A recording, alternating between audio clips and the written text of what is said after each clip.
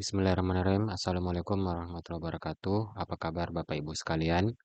Jumpa lagi bersama saya Ivan.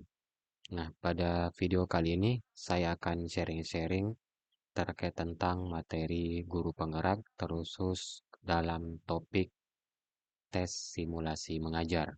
Oke, jadi terdapat beberapa hal yang perlu kita ketahui bersama-sama mengenai simulasi mengajar pada seleksi calon guru penggerak.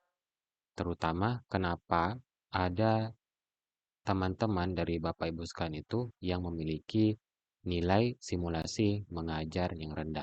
Oke, oleh karena itu pada video ini kita akan membahas aspek-aspek apa yang mempengaruhi nilai-nilai tersebut sehingga Bapak Ibu itu mendapatkan nilai simulasi mengajar yang rendah.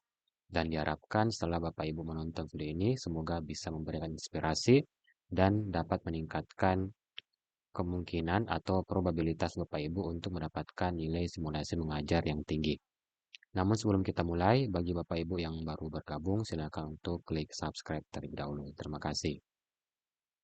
Jadi langsung saja kita masuk ke alasan pertama, kenapa nilai simulasi mengajar saya rendah.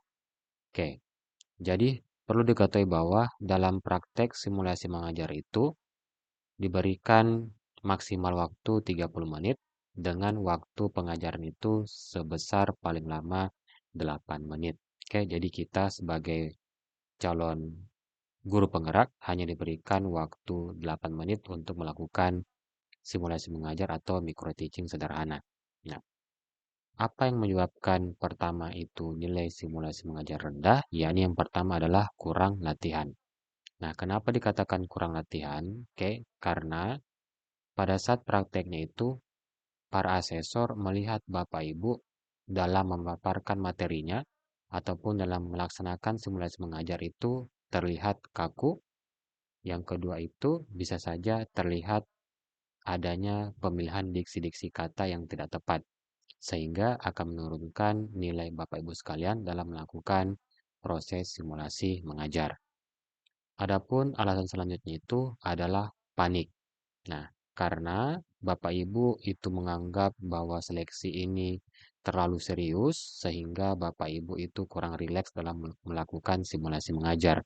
Alhasil, Bapak Ibu akan dikejar terkait tentang pemikiran-pemikiran bahwa semua harus sempurna dan menghasilkan hasil bahwa Bapak Ibu terlihat panik. Nah, kalau orang sudah mulai panik, maka otomatis semua konsentrasi itu akan buyar.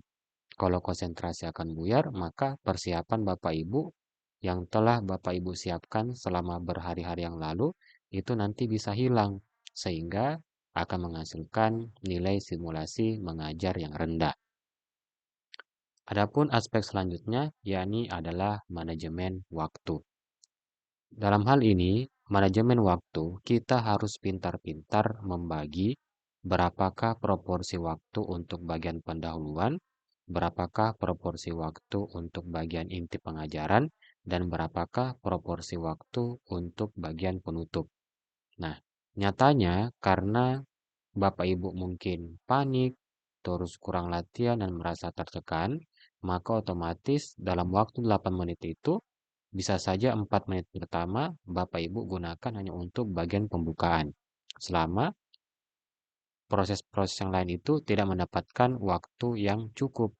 Kan idealnya itu adalah kita harus memberikan porsi yang paling banyak pada saat inti pengajaran. Sedangkan untuk bagian pembuka dan penutup itu kita anggarkan maksimal itu sekitar 1 atau 2 menit. Kemudian alasan selanjutnya kenapa Bapak Ibu itu mendapatkan nilai simulasi mengajar yang rendah, yakni karena adanya suasana kelas yang tidak hidup. Maksudnya tidak hidup di sini adalah meskipun Bapak Ibu melaksanakan simulasi mengajar secara online dan tanpa adanya siswa, bukan berarti Bapak Ibu tidak menganggap siswa itu tidak ada. Oke. Jadi Bapak Ibu juga itu haruslah seolah-olah menganggap bahwa ada siswa di kelas Bapak Ibu. Jadi harus ada interaksi.